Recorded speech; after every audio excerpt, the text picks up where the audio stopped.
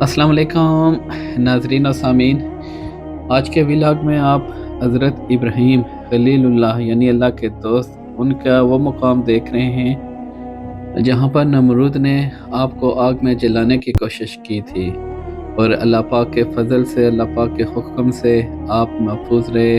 یہ وہ جگہ ہے جہاں ابابیل نے اپنی چونچ میں پانی لا کر اسے ٹھنڈا کرنے کی کوشش کی، جو آپ نے مشہور واقعہ سنا ہوا ہے، بکس میں پڑھا ہوا ہے، والماکرہ میں سے سنا ہوا ہے۔ اس کے بعد یہ غار نور کے آپ مناظر لائیو دیکھ رہے ہیں۔ یہ وہ مقام ہے کہ جہاں حضرت ابراہیم علیہ السلام کی ولادت ہوئی۔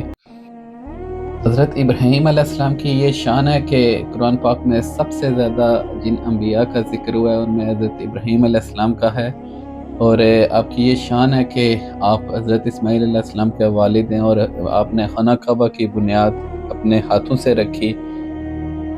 اللہ رب العزت ہماری حاضری اور آپ کا دیکھنا اپنی بارگاہ میں مقبول فرمائے۔ اللهم صل على سيدنا محمد وعلى آل سيدنا محمد كما صليت على إبراهيم وعلى آل إبراهيم إنك حميد مجيد۔